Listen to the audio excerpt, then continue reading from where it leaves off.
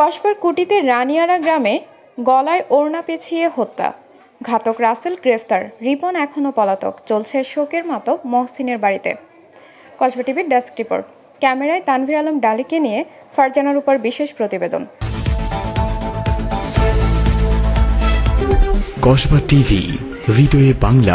আফরোজা হাসির সহযোগিতায় এখন বিস্তারিত।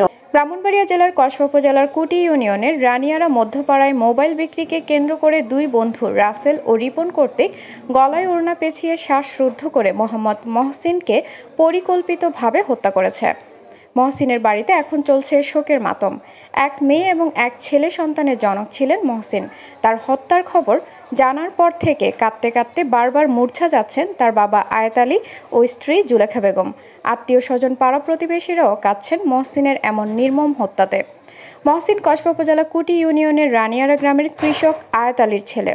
নিহতের স্বজনরা বলেছেন, মহসিন ছিল পরিবারের ভরসা। তাকে ঘিরেই স্বপ্ন দেখতেন তার মা বাবা ও বোন, স্ত্রী, সন্তানরা।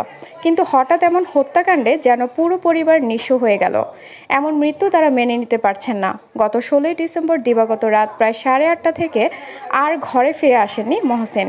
পরে নিহতের বাবা আয়েত আলী কসবা থানায় 2 দিনের মাথায় 18 ডিসেম্বর ছেলের নিখোঁজ ডায়েরি করেন, যার নাম্বার 967। একই গ্রামের মোহন মিয়ার ছেলে ঘাতক রাসেল 17ই ডিসেম্বর কর্ণফুলী ট্রেনে চট্টগ্রাম আত্মীয়ের বাড়িতে পালিয়ে থাকেন।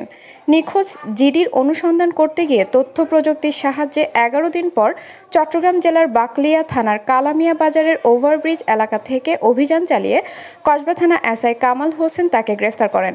25শে ডিসেম্বর আটকের পর 26 ডিসেম্বর ভোরে ঘাতক রাসেলের দেখানো মতে একটি পরিত্যক্ত ঘর থেকে মহসিনের অর্ধগলিত লাশ উদ্ধার করা হয় এবং ময়নাতদন্ত শেষে লাশ পরিবারের কাছে হস্তান্তর করেন।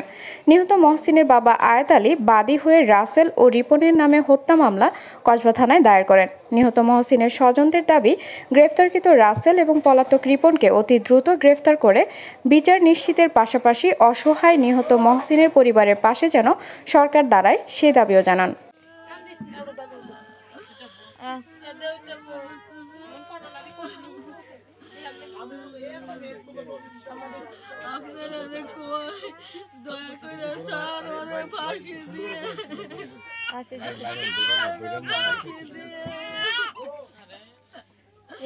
আমার বাচ্চাদের এতিম করছে স্যার, আপনারা বিচার করুন স্যার।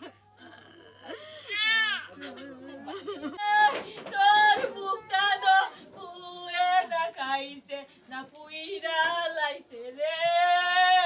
ও ভাই ভাই রে, আগের দিন হাইজালা তোর লগে কথা কইলাম রে।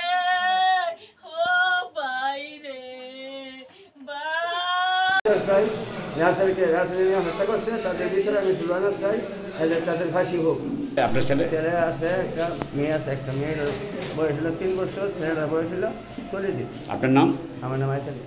কসবা টিভির সংবাদের সাথে থাকার জন্য ধন্যবাদ জানাচ্ছি। পরবর্তী সংবাদ পেতে আমাদের চ্যানেলটি সাবস্ক্রাইব করে রাখুন।